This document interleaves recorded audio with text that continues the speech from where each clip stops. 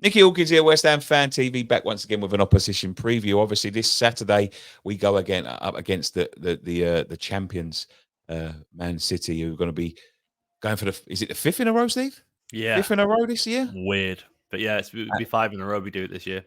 Absolutely unprecedented. Four in a row was unprecedented. Five in a row would be insane. But I'm joined by Stephen from Esteemed Company to preview the game ahead of us. How you doing, mate? I'm sure you're in good spirits.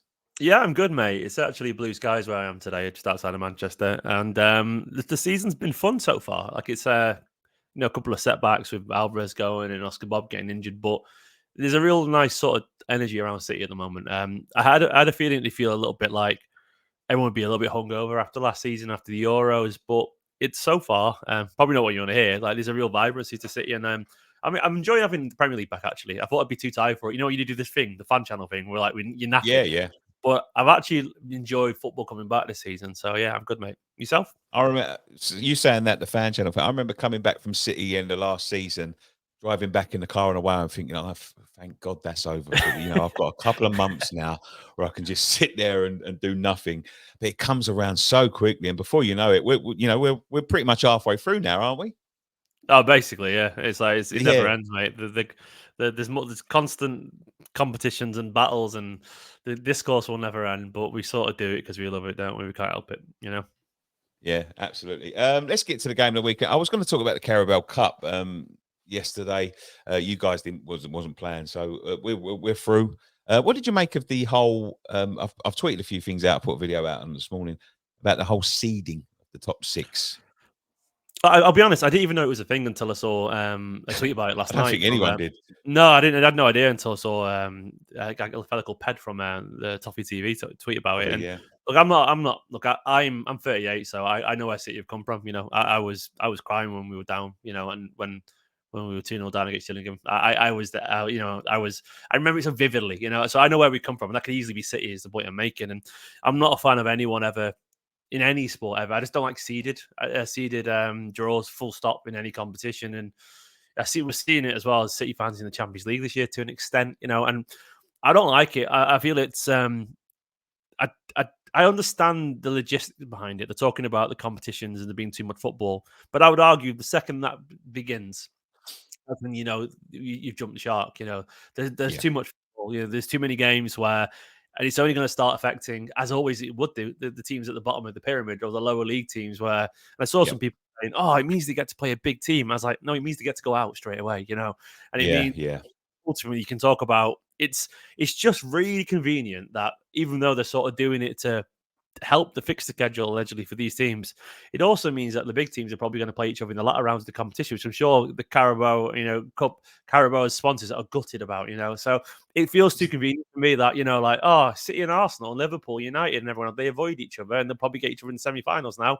But we're helping the small teams really, and we're helping everyone else. Oh, come on, man. Don't we're, fucking we're, pull the we're living in a world of brands now, Stephen. Let's be honest. We're living in, the Premier League is one big brand, and anyone that brings their money to the Premier League or the FA or the English FA, they want eyes on their product, and that's what they're paying for. So I understand it's hypocritical as a City fan, but you trust me, like City fans don't choose this. We don't ask no, no, no. our team to be favourites. You know, a lot of us are just long term football fans from Manchester who've seen their team down there, and like I don't like it, man. I like, and I know that I support a team that's involved in it, but doesn't mean we approve of it because I think it's crass, and I think ultimately Oh, it's slippery slope as well. It's the beginning. It's just the it, beginning.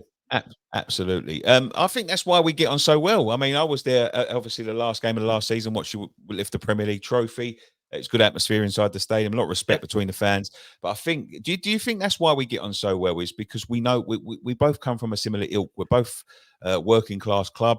yeah. We've both had dark days. We've both had good days. But you just have seemed to have won a lottery of life in the last few years. Yeah, I mean, I think there's a lot of similarities, isn't there? Like City and West Ham, both big clubs throughout their history, absolutely. And there's even like Upton Park and May Road weren't that different, really. You know, very of a very similar kind of sort of stadium, and we were all sort of surrounded by noisy, arrogant neighbours as well. You know, so it's one of those things where we had, we had United and even just a little bit down the road, Liverpool as well, and all that. And obviously, you don't even need to mention all the London clubs and stuff. So I mean, this just sort of there's something about the mentality of the fans has always been really similar, Yeah. and like, look, obviously social media sort of entrenches it a little bit, but I do think it's genuine, and I do think it's always there, and people from the outside don't really get it. But it's rare that you see a sort of relationship between fans of two clubs like this, and I think that's sort of unique and brilliant in its own sense, because the football is so vitriolic, and that you just don't get that very often. I can't really think of anyone else where these two clubs that just sort of get on. Yeah, And I quite I like it, think like, go on. I think it's a great respect, and I think when you look at it, I mean, we're still within lifetimes of people. I remember City being in the second division. I remember, I do remember the Gillingham game. Yeah, Um, yeah. and I remember Stuart Pearce being in charge and things like that. And I remember we're in a lifetime now where there's a generation that still remembers that.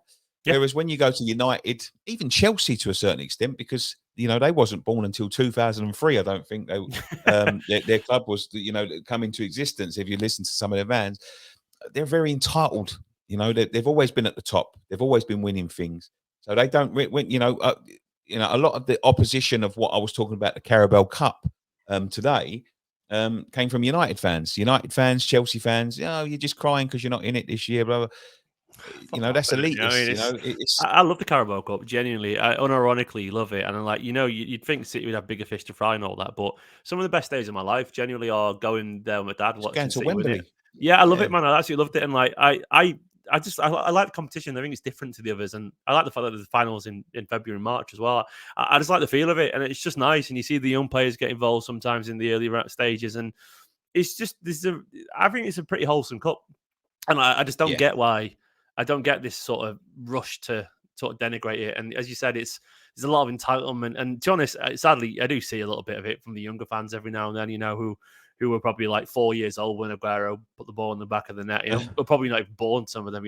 And like it's inevitable. It's going to happen every now and then. But I sort of feel a slight responsibility as I'm not an older fan, but I'm not a younger one either. To sort of, yeah, as I do this, to sort of remind them like this ain't gonna last forever. Like this pet reign is probably like the most successful period of any English side ever over the past several years. And that is not normal. And I still see fans moaning every now and then about because we failed the transfer. I'm like, get a grip, like yeah, it will yeah. never be Come this on. good again. But it's just football fans, man. It's social media, and I don't think football fans, by the way, I said this the other day in a video. If you ever want to see you want to know if people are genuinely self-destructive, you've only got to look at the fans of the teams that win everything, because you'll see it. Like City are probably the best side in the world. They've been the best side in England the past 10 years, and there's Yeah, still fans who aren't happy. You're like, you have no reason to be unhappy. It's like literally focusing on the fact that Nunes hasn't worked as a transfer. Like when you've got Savinho, who's like this Brazilian wonder kid coming in, he's brilliant, and Rico Lewis is now in the England squad. Like, why is you like? He's just willingly self-destructive, Like so, yeah. I mean, people can't help I, themselves. I guess what I'm getting at, people can't help it, It's can a they? it's a Dislikes fun, come it's a out. funny thing, mate, because all the years I've been doing anything, all the fans I've met, I don't think I've ever met a football fan that could turn around and go, "Do you know what? I'm quite happy with Yeah, everything that's at what the I moment." try and do. Not one, It's not one. hard. Whether you support Man City, Yeah, Man United, or down to Wycombe Wanderers, there's not one that turn around and go, "Do you know mad, isn't what? it? It's yeah, we're pretty much about where we're supposed to be. I'm quite happy with the owner. I I The do it as well. ground's I all go, "Oh, right." we haven't got a backup striker." And I'm like, "We got who cares, man? We got Haaland." And like, but you can't help it. It's like a very like mentality thing of not Yeah, seeing. it's I don't know. it's It's crazy. funny because I think it shows what people are really like. Where like we've won 4 leagues in a row, and people are there like, "Yeah, but we haven't got a backup striker." I'm like, We're not going to win 10. so what? You So know, what, man? yeah. Like, yeah. Oh well. Fantastic. But yeah, let's get on to the game then at the weekend. Man City have, started as Man City do. Just plodding along, just seems to be, not getting out of second gear. You quite confident about this one?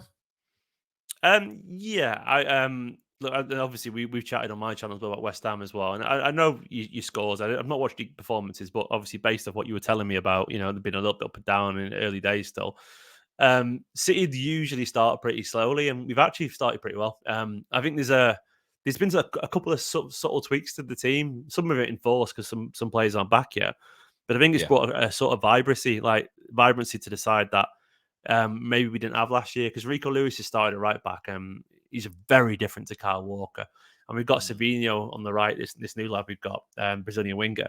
Then you look on the other side, you've got Vardiol and Doku. It's a very young wing pairing, but you can Yeah, really yeah, feel like it's changed the dynamic of Man City. And then you've got De Bruyne, who's fit and firing, and because we've got Savinho, Bernardo's playing central again. And Bernardo's just energy, energy, energy, And yeah, yeah. Kovacic looks more settled, and Haaland looks like a man who was disappointed not to be at the Euro. So there's something about the dynamic of the team now. It just seems a little bit faster, a little bit more direct, but a little bit more flair. And like last season, our right wing was good. Don't get me wrong. You had Kyle Walker and Bernardo, but none of them were. I know it sounds silly from the outside, but Bernardo isn't a genius creatively. He's a genius on the ball, but he's not a genius creatively. Like he's not going to beat 2 or 3 people as a winger. He'll dribble past people in the middle, but he didn't create much from out wide last season. And Kyle Walker creates nothing from out wide. Suddenly we've Yeah. got Rico Lewis, who's this little brilliant little number 8 playing at right back, and we've got Savinho, who's like a Brazilian wonder kid, and it just feels transformed. Like it just feels exciting. So yeah, the start for City, you probably don't want to hear it as West Ham fans, but it's been really dynamic and a lot of chances and a lot of aggression, which I liked. Well, you're going to be pleased to hear that we've conceded a lot of chances, and I don't think it becomes the writing on the walls for us. I think when you when you think about the amount we concede and the amount you create, but you never know. Football is football, and football's Mhm. thrown up some stranger results. What have you made of West Ham this summer? I mean, the big transformation in terms of transfers. I mean, you've done a little bit of business yourself. Yeah, Gundogan coming back, of course, that shocked everyone. I think everyone um, across England was shocked Pep. sort of, yeah. I think it shocked everyone. I don't know where it came from. Where did that come from?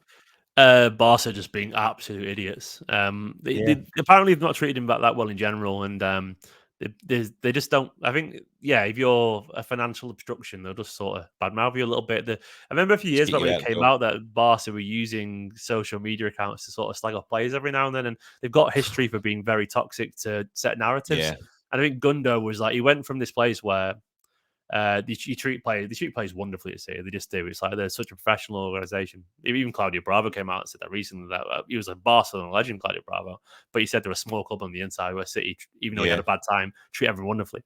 But Gunda basically, he was great from last season, their best player, genuinely by all metrics, and he just got to the point where they were like moaning about money and being a bit hesitant with him. So he was like, "I'm sick of this. I'm going to go.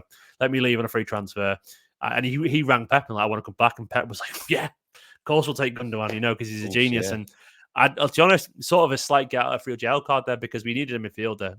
We wanted one anyway, and it didn't look like it was going to mm. happen for Gundogan just to go. Can I come back on a free transfer? City were just absolutely buzzing, and it's been honestly, mate, it's been a thrill. I Like, a think it play could of be a game Gundogan's, changer. yeah, it's phenomenal. I was the most excited I've been for transfer since Haaland, and for that for a long time because like Gundogan he's still a genius and our treble winning captain, and just he's a storyteller. Gundogan, man, he does magic things, and like he just has some players just have a natural tendency to do magic things or score big goals, and Gundogan's one of them. And honestly, so excited when he came back. And but for West Ham, man, like you've signed some good players. We were chatting obviously on my channel about Wan-Bissaka and so on. You're dead excited for Somerville, and you've Yeah, Kilman, really solid defender, and you've got the squad capable of doing really good things. And it's one of those things where if it comes together, you could absolutely make Europe this year. And I'm always nervous against West Ham because of the pace you've got. Going forward, Kudos was brilliant against us. Scored a phenomenal goal, of course, the last day of the oh season. yeah, that was a goal. Like, That, I yeah, love it when players score a wonder goal. By the way, just to sort of randomly, away from the headlines, like they just you get your team gets battered or whatever, and they just score a stunner. It's brilliant. It's one of my favorite things in football. Weirdly, great yeah, consolation goals. But him and Bowen and Antonio or Fulkrug or whatever, that's it's a forward line that anyone can be, can have trouble with. And yeah. look, City fans will take West Ham seriously. Guardiola will because, I think it was Antonio, wasn't it? Didn't he say he had to go 30 playing for City or something like that once? Yeah, something like Yeah. that. So Yeah. like, well, there we go, man. He's got a lot I'm to going to prove. tell you now, Steve. He wouldn't. I Let me know he tell you that wouldn't. now. Ask Gabriel Jesus. It ain't that easy. Yeah, Ask Jack Grealish if it's easy to score goals at City. You got to be yeah, really good, man. You got to be really good. yeah. Absolutely. All right, let's wrap it up then. Let's have a prediction of you. I do think we'll win. I don't think it'll be like a battering, but I think there'll probably be some like 3-1. Like one of those things Yeah, where we probably go 1-0 up, you equalise, but then De Bruyne and Haaland just do what they do. And it'll probably be end up like 2-1, and then we'll probably get a third late on because Haaland would yeah, just kill the game. And And I think there'll be moments where West Ham, I think City will keep the ball most of the game. They always do. But it'd be weird if we knocked about City in this instance because they're in good form. And as you said, if you're talking about your defense not being too great right now, Haaland just looks back to his first season level of clinicalness, and I'm going to back him to score a couple of goals, I reckon. Yeah, just like he did the first day he stepped on the field in the Premier League, and that's on the same ground as well. Yeah. Yeah, I'm going to go for a loss, but I'm going to hope for a draw. But I am going to go for a loss. I think it would only be. I think it'd be crazy to try and back a win. But there we go. Go and check over Stephen on the Esteemed Company. We've done a preview over there. There is a link in the description down below for their channel. Thank you so much for coming on, mate. I really appreciate it. Good luck after this week. Yeah, thank you very much, man. And I've enjoyed it too. Cheers. Yeah, and we'll catch up later on in the season. But for me, Nicky Hawkins, one thing left to say. I'm on your hands. There we go, mate.